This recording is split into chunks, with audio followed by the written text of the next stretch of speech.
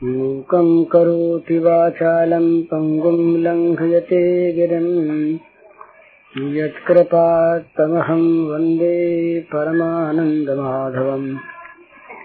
श्रीमन्मदनगोपालं वृन्दारण्यपुरन्दरं श्रीगोविन्दं प्रपद्येऽहं दीनानुग्रहकालकम्। वंशीविभूषितकरान्नवनीरदाभात् पीताम्बरादर्णबिम्बफलाधरोष्ठात् पूर्णेन्दुसुन्दरमुखादरविन्दनेत्रात् कृष्णात् परं किमपि तत्त्वमहं न जाने। नवजलधरवर्णं चम्पकोद्भासिकर्णम् विकसितनलिनास्यं दुःस्फुरन्मन्दहास्यम्। कनकरुचिदुकूलं चारुबर्हावचूलं कमपि निखिलसारं नौमि गोपीकुमारम्। इस प्रकार तमाम वृंदावन में रस की धारा बह चली। श्री कृष्ण बलराम दोनों भाई अब बड़े हो गए, तो अब वो मटके वटके नहीं फोड़ते, न वो गोपियों घरों में वैसे चपलता करते हैं जाते हैं, न वो अब वो माखन की चोरी करते हैं। अब तो बस उनके मन में एक दूसरी बात आई। एवं ब्रजौकसां प्रीतिम यच्छन्तौ बालचेष्टितैः कलवाक्यैः स्वकार्येण वत्सपालौ बभूवतु। अदूरे अभिदूरे ब्रजभुवः सह गोपालदारकैः चारयामास तुर्वत्सान् नानाक्रीडा परिच्छदौ। क्वचिद्वादयतु वेणुं क्षेपणैः क्षिपतः क्वचित् पादैः किङ्किणीभिः क्वचित् कृत्रिमगोवृषैः वसायमानो नर्दन्तौ युयुधाते परस्परम् अनुकृत्य ऋतैर्जन्तुश्चेरतुत्प्राकृतौ यथा। अब शुरू होती है इनकी वत्सचारण लीला। तो इन्होंने अब माता से कहा, बोले मैया ये देख, ये न सब मेरे साथी जाते हैं जंगल में गाय चराने, और मैं तो मैया देख बड़ा हो गया ना, अब बड़ा हो गया मैया तो मैं भी जाऊंगा। अब मैया ने जब ये बात सुनी तो मैया का हृदय धक धक करने लगा। कहा बेटा वो तो बड़े बड़े जवान सब जो हैं वो जाते हैं, तुम अभी बच्चे हो, तुम नहीं। बोले ना मैया मैं तो जाऊंगा। मैया अरी मैं गाय चरावन जई हूँ, कही महर नंद बाबा सो बड़ो भयो न डरई हूँ। श्री दामा के ले आज सखा सब अरु हलधर संग लई हूँ, दहो भात कांवरी भर लई हूँ, भूख लगे तब खई हूँ। बंसी बटकी शीतल छैया खेलत में सुख पई हूँ, परमानंद दास संग खेलूं जा जमुत नहीं हूँ। मैया बोली कि देख बेटा वो बड़ा हो जाए तू तब जाना, यूं तू अकेला जाए और कहीं कुछ हो जाए तो बोले नहीं मैया अकेला नहीं जाऊंगा, सुदामा को साथ ले लूंगा। बोले ये सब बच्चे तो ऐसे बच्चे ही हैं। बोले अच्छा दाऊ को साथ ले लूंगा। दाऊ भैया साथ चलेंगे फिर तो कोई डर नहीं। अरे बोले भूख लगेगी वहां तो। बोले क्या, अरे दही भात कांवर भर ले हूँ, दही भात कांवर भर के ले जाऊंगा और भूख लगी तब खा लूंगा। अरे बोले भैया सोएगा कहाँ, भूख लगेगी खा लेगा फिर तो आराम कहाँ करेगा। तो बंसी बटकी शीतल छैया खेलत मैं सुख पही हूँ। बोले पहले तो खेलूंगा, बंसी बटके नीचे और फिर नींद लगी हुई सो जाऊंगा, और मैया सोऊंगा कहाँ, हुआ तो खेलने में बड़ा आनंद, और थक जाऊंगा फिर तो जा जमुन तक नहीं हूँ, जमुना जी में नहा लूंगा, कोई बात है नहीं, सारा मामला ठीक। तो मैया सुन करके प्रसन्न हो जाती, देखो कितना इसको बोलना आ गया, कितना होशियार हो गया, युक्तियां देता है। अब तो ये रोज रोज बेचारी बात बदलती, किसी तरह से खिलाती पिलाई सुलाती। पर ये अब 3 वर्ष के हो गए थे, तो ये शैशव के अंतकाल में कौमार की झांकी, ये कौमार के दर्शन हुए उनको। अब ये मैया एक दिन धोती इनके बांध दी, एक दिन धोती बांध दी तो कभी धोती खुल पड़ती और कभी धोती बांधने वाले लगता है बोले ये तो बढ़िया आफत सी है तो खोल के नहीं देते, फेंक देते। और कभी फिर वो बच्चे जब कहते बोले ऐसे नंगा फिरता है तो फिर बांधने लगते अपने आप, तो आज ही बंद की आगे खुद रह जाती। इस प्रकार से वस्त्रम दधाति जननी निहितम प्रयत्नात् भूयस्त तदर्दति विभर्ति च यस्य चोर्ध्वम व्रीडाम विकल्प लघु नित्य यतिस्म कृष्णः। इस प्रकार ये वस्त्र परिधान की मनोहर लीला चलती। और कभी कभी क्या करते, अब तो कपड़ा आ गया ना पास तो कपड़े से और काम लेने लगते हैं। एक दिन क्या हुआ, कपड़ा लिया खोल और बैलों की सींग बांध ली उससे और लगे सींग बांध कर खींचने। पीताम्बर से 2-2, 3-3, 4-4 बैलों की सींग बांध रही। अब बैल बेचारे कुछ बोलते ही, बैल सारे के सारे इनके, वो भी सारे के सारे बात्सल्य से भरे हुए बैल वो चाहते कैसे खेले हमारे साथ, तो पीताम्बर से जोड़ के बांध कर फिर खींचते। तब मैया पुकारे रे क्या करता है, बड़ा दुष्ट हो गया है। और उधर नंद बाबा भी का भी हृदय कांप उठता। पर ये सुने तब न, इनकी तो चपलता बढ़िए जा रही। कभी ये गायों से खेलें और कभी बछड़ों से खेलें और कभी बड़े बड़े बैलों से खेलें। और बलराम जी भी साथ देने लगे। उनके भी खेल की मन में फिर वो कन्हैया जिसमें राजी हो उसमें बलराम जी राजी। तो मैया ने देखा कि अब तो कोई उपाय नहीं, तो आपस में सलाह की नंद बाबा ने, यशोदा मैया ने, कि भाई अब इनको घर में नहीं रखा जा सकता। इनको गायों से बछड़ों से बैलों से इतना प्रेम हो गया है तो नहीं तो मानेगा नहीं। तो एक काम करो, छोटे छोटे बछड़े ये चराया करे, समीप जा दूर न जाए, पास ही जाए। यदि गो संगावस्थानम बिना नस्था तुम पार्यत स्तर ब्रज सदेश देशे वत्सा तावत संचारयता मीठी। बोले भाई अगर राम श्याम ये दोनों गायों का संग नहीं छोड़ सकते और उनके पास रहना उनको अच्छा लगता है, तो वह अच्छी बात यही है समझदारी की कि ये दोनों समीप रह करके दूर जंगल में न जाएं और बछड़ों को चराया कर। तो ये इनकी सलाह हो गई। तो रात का समय, बोले मैया कल जरूर जाऊंगा मैं। तो बोले हाँ बेटा जाना, भेज दोगी। प्रसन्न हो गए, मानो कुछ मिल गया इनको। बोले मैं जाऊंगा ना, बोले जाने अब दाऊ भैया को साथ ले जाऊंगा। बोले दाऊ साथ जाना, लेकिन बोले देख बेटा ये सारे काम अपने तो शास्त्र से होते हैं। शास्त्र क्या होता है, बोले पंडित लोग जो कहा करते हैं वो। तो बोले पंडित क्या कहेंगे, बोले पंडित सांडिल ऋषि को बुलावेंगे और मुहूर्त निकलवाएंगे किस दिन जाना चाहिए, और फिर वत्सचारण महोत्सव होगा, उत्सव मनाएंगे। ये तुम बछड़े चराने जाओगे ना पहले पहले, और प्रसाद बंटेगा। बोले प्रसाद सबको मिलेगा। बोले हाँ तब कोई बात नहीं, करो। अब ये बात फैल गई, सारे नगर में फैल गई, राम श्याम अब बछड़ा चराने जाएंगे। और ये भी कूदे कूदे फिर सारे सखाओं से कही आए। बोले मैया ने कह दिया, अब मैया बाबा ने भी कह दिया। तो बड़े मजे में ये, तो सब गोपों ने कहा ठीक है, उन्होंने ठीक विचार किया। नंद बाबा बड़े बुद्धिमान हैं, अब इतने बड़े हो गए, अब ये तो बछड़े चराने जाने चाहिए इनको। तो ये तो गोप जाति का स्वधर्म है, करना चाहिए।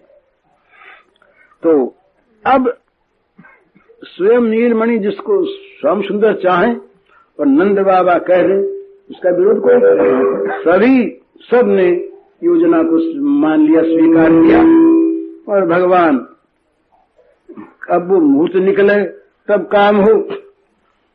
तो ये अपनी बाल चेष्टा से सारे ब्रजवासियों को आनंदित करने लगे और ये अब बछड़ा चराने वाले बने।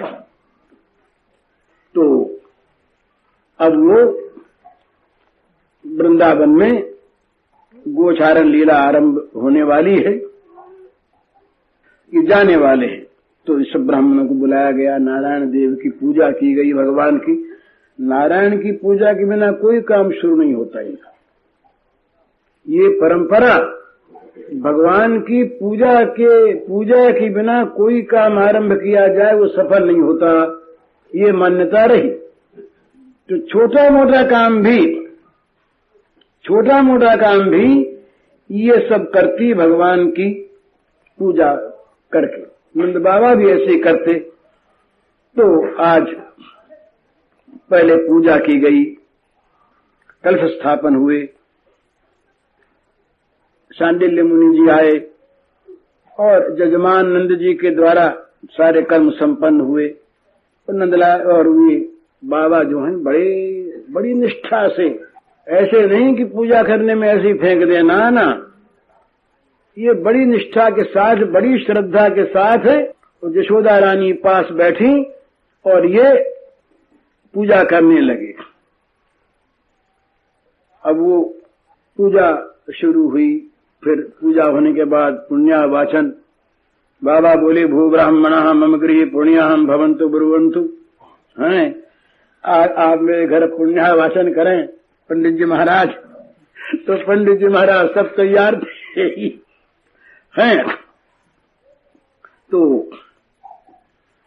महर्षि शांडिल्य का हृदय प्रेम से द्रवित हो रहा। अब उनके अंतर हृदय में श्याम सुंदर की माधुरी भरी। जो दशा यजमान की वही दशा याजक की।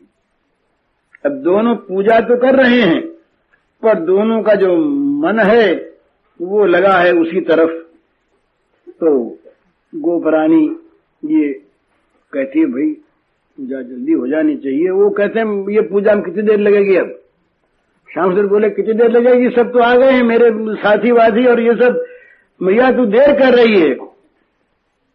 अब सब काम हुए, अब सबके तिलक करने की बारी हुई। तो शांडिल्य जी महाराज ने श्याम सुंदर के तिलक किया, दाऊ जी के किया, सारे गोप शिशुओं के तिलक लगाने लगे। और प्रत्येक गोप बालक का स्पर्श पाकर महर्षि तो मनो निहाल हो रहे हैं। उनका हृदय निमग्न हो रहा है परमानंद में। और बालकों के जो अभिभावक है, माता पिता, वो सब प्रसन्न है कि बोले देखो ना, आज राम श्याम के साथ हमारे बच्चे भी सब जाएंगे धेनु चराने और सबकी पूजा हो रही है। ये देखो ऋषि जी सब तिलक लगा रहे हैं। तो सब के सब बड़े प्रसन्न।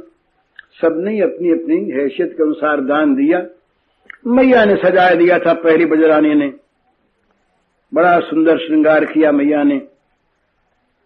और श्रृंगार करते करते मैया के मन में आया, श्रृंगार करे फिर खोल दे, श्रृंगार करे और फिर खोल दे।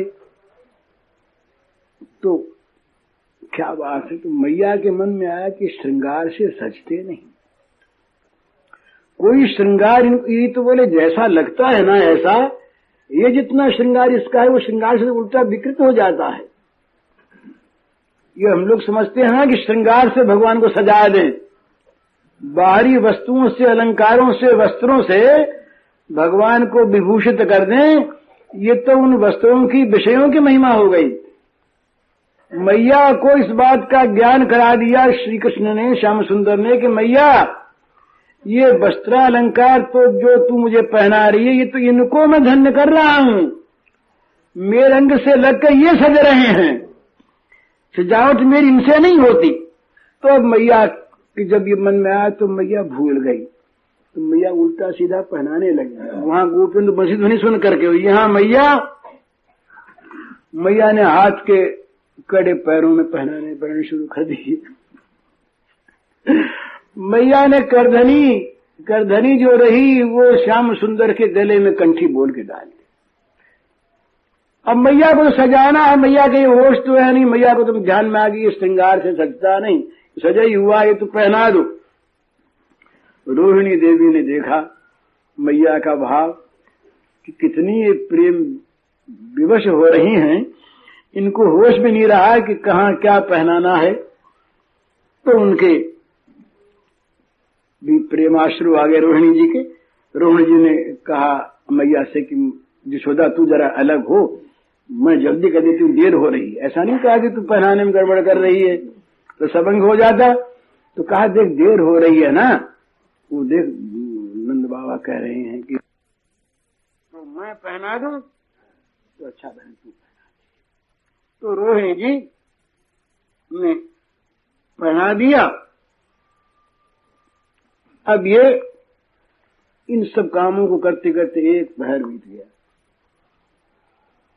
अब ये आगे के आंगन में खड़े हो गए श्याम सुंदर, चारों ओर से घेरे हुए इनको सब बच्चे। अब नंद बाबा पास आ गए और नंद बाबा ने एक बड़ी सुंदर छड़ी बनवाई, लाल लाल कोमल छड़ी, और वो उनके हाथ में दे दी। और सखाओं से घिरे नंदलाल, सोहत लाल लकुट कर राती, सूथन कट चोलना अरुण रंग पीतांबर की गाती, ऐसे ही गोप सबे बनी आए जो सब श्याम संगाती। सब के सब अब गोचारण का वेश बना करके आया ना, अब तो लकुटी हाथ में ली और वो पीछे पीछे दौड़ना है ना, अब वो घर में तो रहना नहीं है। तो बाबा ने कहा बोले आज एक काम करो, पहला दिन है ना तो सब बछड़े में सजाए जाए। तो बछड़ों पर श्रृंगार आरंभ हुआ, मानो कोई दिव्य आवेश आ गया। तो सब बछड़े भी से उठा करके नंदाले की तरफ देख रहे हैं कि हमारा भी कुछ होगा ना, इनकी पूजा वूजा हो रही और हम तो खड़े ही अब तक जिनके पीछे इनको जाना है उनके तिलक को लेकर लगाया ही नहीं है अभी तक। इतने में श्याम सुंदर भी आ गए, गोप मंडली भी आ गई, और बछड़े सब जो हैं ये चुपचाप खड़े हैं। तो इनका पूजन किया गया, तिलक सब बछड़ों के लगाया गया, इन पर कहीं कहीं इनको वस्त्र से सजाया गया, सींगों को रंग दिया गया, ये सब हो गया। और हाथ में लकुटी ली और चीजें ली। अब तो वो बच्चों ने कहा हम भी बंसरी मंगाने का नैया, तुम्हारे पीछे पीछे कहीं बजाया करेंगे। तो बंसरी थोड़ी छोटी किसी ने एक मंगा ली, किसी ने नहीं मंगाई, कोई सींग किसी ने ले लिया, किसी ने सिंगा लिया, किसी ने ये लिया, कि वो बांधने के लिए रस्सी वस्सी भी साथ ले ली। ये सब सामान ले लिया साथ में और लेकर के सब खड़े हो गए। अब वो हाथ को ऊपर उठाया तो बछड़े लगे कूदने, फिर कहा सीख गए ना वो चलाना सब, तो बछड़े सब शांत हो गए। तो अब ये समझ गए कि बछड़े मेरी बात मान गए, समझ गए ना कि बछड़ों को जब हिलाया तो हिल गए, शांत हो गए। कि पहले से रिहर्सल करना पड़ता है ना। तो सारी गोप मंडली बस आनंद बिरबल सब के सब बोले ये बछड़े पाल नंदलाल की जय, सब जय बोल उठे। लेकिन अब दो काम बाकी रह गए, अभी तक मैया नहीं भेज सकी। एक तो ये काम बाकी रह गया कि ये कन्हैया जब जाता है ना किसी काम में, आज तो नया काम जीवन में शुरू हो रहा है कन्हैया के गोपों का, तो सब बड़ों के चरणों में गिर के आशीर्वाद ले ले।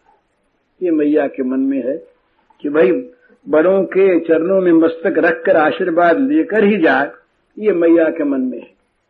और दूसरी बात है कि भाई अब तक तो इसने जूते नहीं पहने, अब वन में जाएगा कहीं कांटा वाटा गड़ जाए, कंकर गड़ जाए, वहां ये मणिमय राजपथ तो है नहीं। अरे वन की वो जंगल की पगडंडियां हर कहीं मैदान में ऐसी दौड़ना पड़े बछड़ों के पीछे, और कहीं ये जूते न हो तो ये रेंगने वाले जो जीव जंतु हैं ये कहीं काटने, कहीं कोई पत्थर ही चुभ जाए। तो मैया ने बड़ी सुंदर एक जूती का जोड़ा भी मंगा लिया। नंद बाबा से पूछा नहीं, पूछने से शायद नट बढ़ जाए, समय पर काम होगा। तो अब वो जूता लिए अपनी चुपचाप खड़ी है कि ये प्रणाम कर ले सबको तो जूता पहना दूं मैं। तो अगर पहले पहनाने जाऊं, ये खड़े हैं सब बड़े बूढ़े, कहेंगे ये क्या कर रही हो, तब तो रुकना पड़ेगा, बड़ों की बात माननी पड़ेगी। तो बड़े बूढ़े प्रणाम लेकर जैसा हटे तब इनको मैं पहनाऊं। तो देखते ही देखते शांडिल्य जी वहां पर थे ही। अब उनके मन में क्या आया कि सबके चरणों पर गिर के प्रणाम करने लगे। श्याम सुंदर प्रणाम करने लगे। अब ये जिसके प्रणाम किया उसके तो बिजली दौड़ गई तमाम शरीर में, और आशीर्वाद क्या दें, उनके तो आशीर्वाद सब के सब ये आंखों में सलिल बनकर निकल पड़े। कन्हैया ने जो प्रणाम किया त्यों ही उसके आंसू बहने लगे, मुनि के, ऋषि के, बड़े के। तो ये नीलमणि ने ये वंदना की सबकी यूं।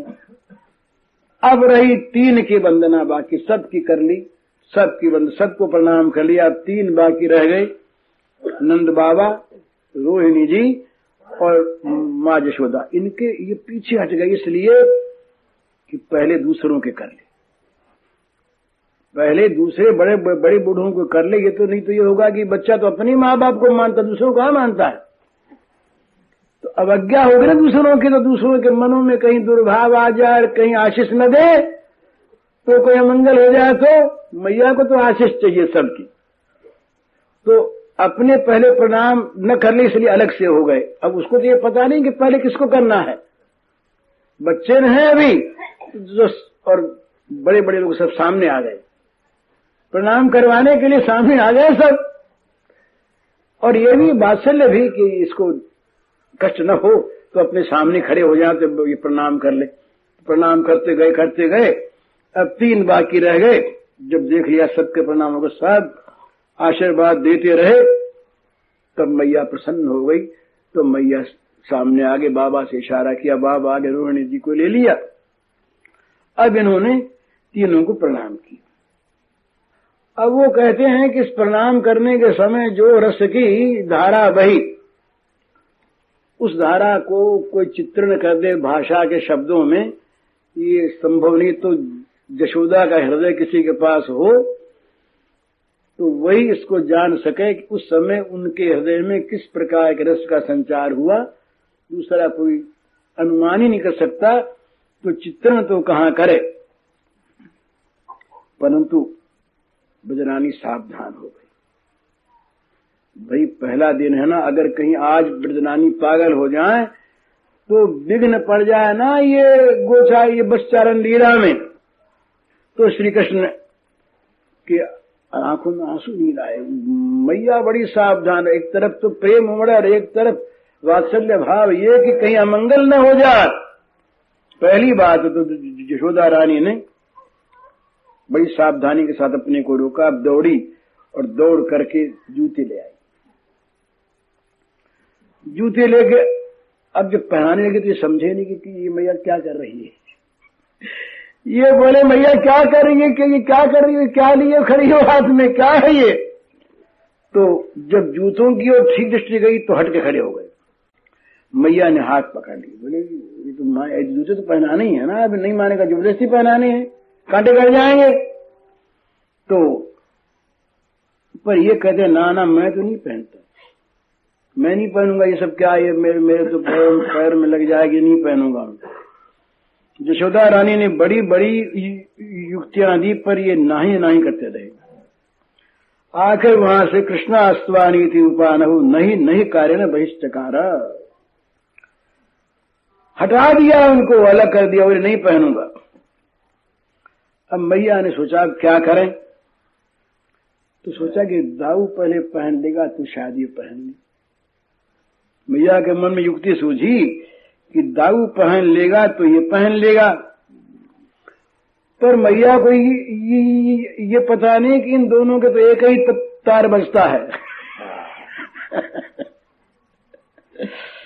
तो ये श्याम सुंदर के हृदय की छाया ही दाऊ जी का हृदय है। कब क्या स्पंदन होता है सब उसमें हो जाता है। उन्होंने भी कहा नहीं मैं भी नहीं पहनता, नहीं पहनता। तथा कृष्ण भाव अनुभवता रामेणापि तथा अनुमतम, राम ने भी अतिकाल न हो जाए तो महर्षि ने भी कहा भाई अब देरी नहीं करनी चाहिए। तो शंख ध्वनि हुई बड़ी जोर की, शंख ध्वनि बड़ी जोर की हुई। शांडिल्य ने कहा शंख बजाओ, तो शंख बजा और अब माता आरती का थाल लेकर के आ गई।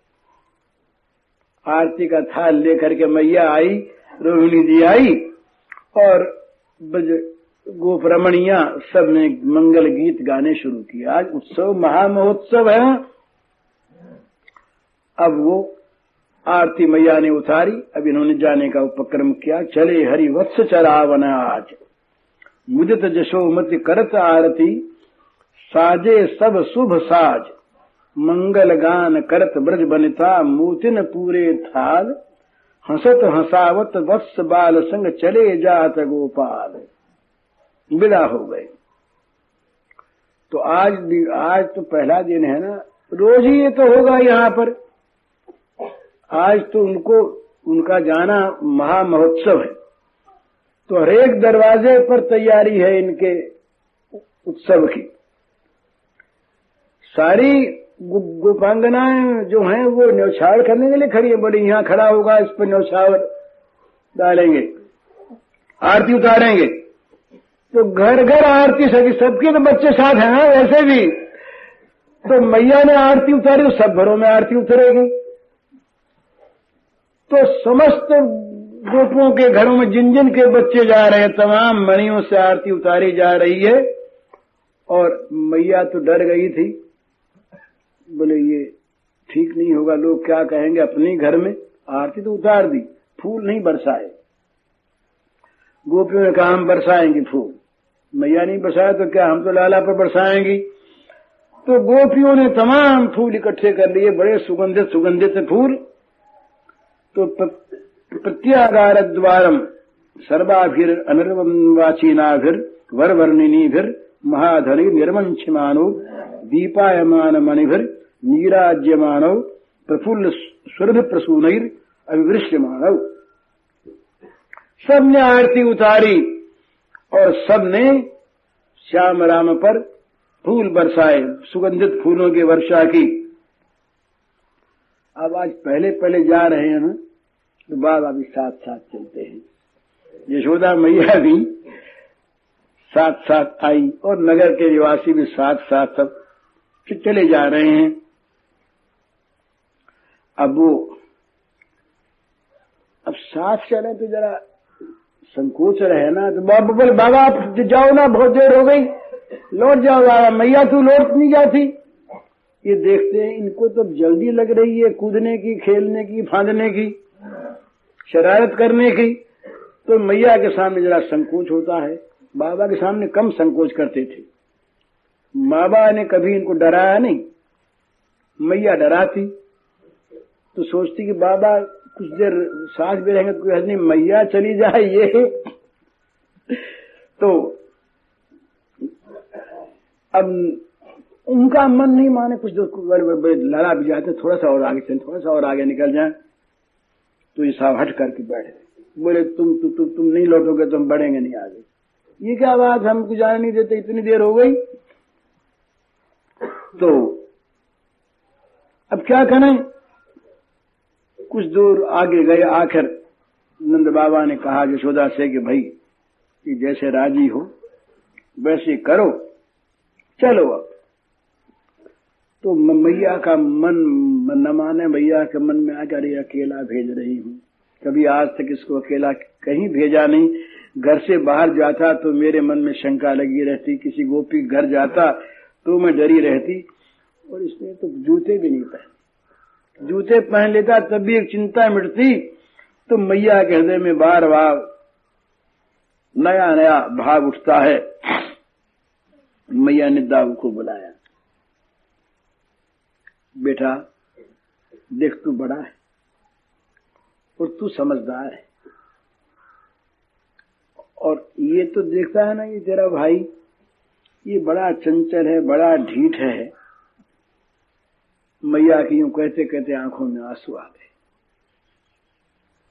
और बड़े उपदेश दिए मैया ने। रोते हुए मैया ने कहा, देख दाऊ, ये सारा भार तेरे पर है। भला मैं तेरे भरोसे भेज रही हूं इसको, कन्हैया को, नहीं तो भेजती नहीं। हाथ पकड़ा दिया। कर पकड़ाय नयन भरिया सुवन, सकल संभार दाऊए दीनी। मैया ने हाथ पकड़ाकर आंसू भर करके और सारी संभाल का भार दाऊ जी को दे दिया। अब ये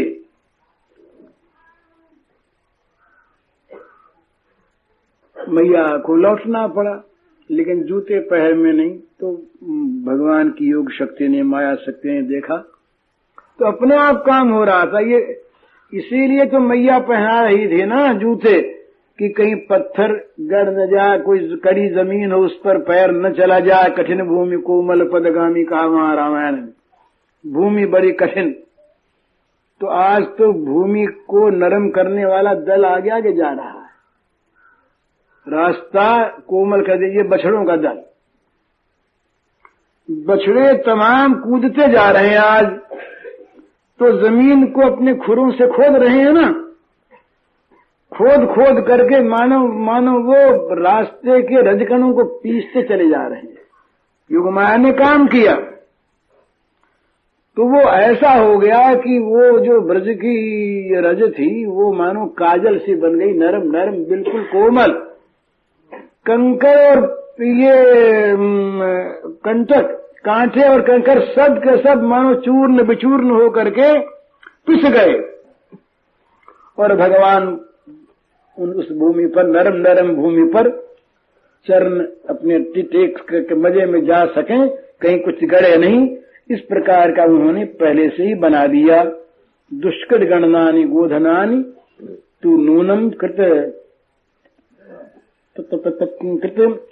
तदवधानानि तदानुकूल्याय प्रखर खर खुर खनन खुरलीधर मृण्मय रेणु नपि पुष्प रेणु निव विधाय शर्करा कंटकादिकमपि खंडसस्तथा संधाय तदीय चरण प्रचार भूमिम सुख संचारतया कारयामासु।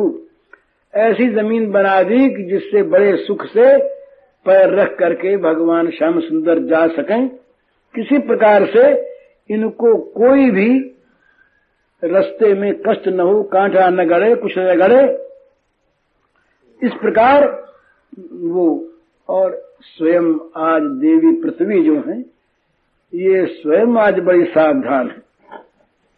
ये श्री श्याम सुंदर के महान महिमामय चरणों का स्पर्श पाकर ये आज पुलकित हो रही है धरती, और ये पृथ्वी के अधिष्ठात्री देवता जो हैं उनको मानो प्रतीत हो रहा है कि भगवान के प्रत्येक चरण रखने में एक अमृत की वर्षा हो रही है,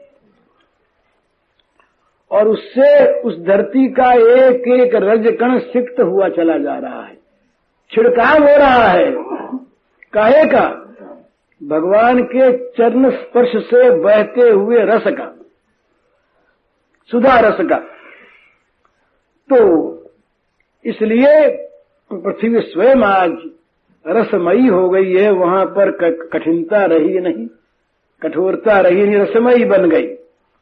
और जो वृंदावन के अधिष्ठात्री देवता रही, हरिदेवी जो वृंदा कानन की, उनके मन में आया कि आज श्री कृष्णचंद्र इधर से जा रहे हैं ना, तो जहां जहां पर ये भगवान का लीला विहार होगा वहां वहां पर उस भूमि को सजाने के लिए, संवारने के लिए वो स्वयं पहले से व्यस्त है।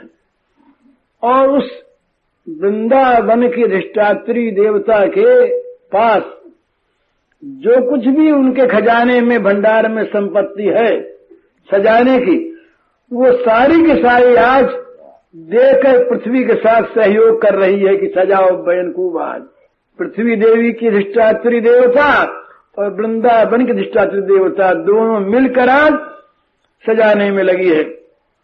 अब वो ब्रजेंद्र नंदन के कोमल कोमल वो पद कमल स्थापित हो जाएं, इस प्रकार की भूमि अपने आप ही बन गई। और फिर आवश्यक जितना श्रृंगार था उससे अपने आप विभूषित हो गई।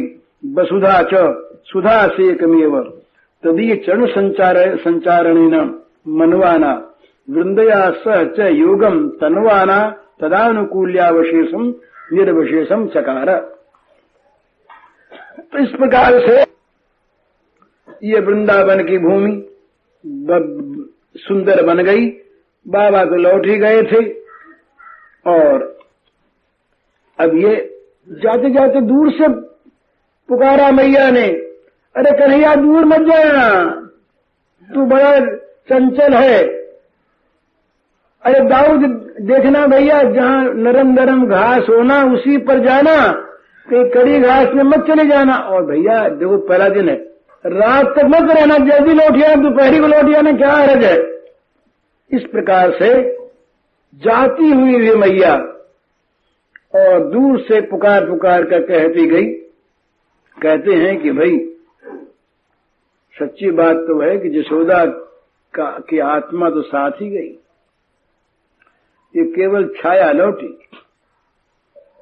दोनों को मानो दिख रहा है स्पष्ट के राम श्याम सखाओं के साथ खेलते हुए ये बछड़ों का संचालन कर रहे हैं। तो बड़ा सुंदर ऐसा हुआ मानो सीखे हुए रहे, मानो पहले से सीखे हुए गोचारण बछड़ा चलाने की। तो आज भगवान बड़े मधुर मधुर ये खेल कर रहे हैं। अब खेलों का वर्णन जो है ये यहाँ इन 2 श्लोकों में कर दिया है सुखदेव जी ने, उसका थोड़ा सा विस्तार है। तो ये सब मजे में वहां गए, जा करके अब बछड़े चलाया लगे, खेलने लगे और आकाश में बार बार आज देव वाद्य बज रहे हैं और जय जय की पुकार उठ रही है देवताओं में। सब लोग तो बच्चे दिखने लगे कि ये कौन बोलता है, ऊपर कौन बोलता है। इतने में मैया की भेजी हुई छाक आ गई, सब बैठ करके धूप पर मजे में खाने लगे और बड़ा सुंदर वहां पर दृश्य हो गया। अब ये देवता जो सारे थे ना वहां के थे देवता, ये सब गोपों के वेश में वहां आ गए। नंद बाबा ने भेजा जरा देखने के लिए, संभाल वमाल कर ले क्या हाल है। तो ये राम श्याम को देखते हुए अधिष्ठात्र देवता सदल बल ये चल रहे हैं और इस जोड़ी को देख रहे हैं, क्या क्या कर रहे हैं, कैसे कैसे कर रहे हैं। बस इस देवता जो देख रहे हैं, क्या देख रहे हैं, ये सुन करके आज का समाप्त। ये अब कल से ठीक 7:30 में शुरू करने का विचार है और 9:30 में समाप्त। इसमें अदल बदल करनी हो तो जैसे आप लोग कहें वैसा कर दें, देर होती है। तो ये अब जरा ये भगवान श्याम सुंदर की वन की झांकी एक थोड़ी सी कर लीजिए, बड़ी सुंदर।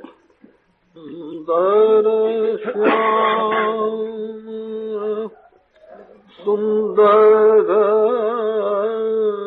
सब सुंदर है बरलीला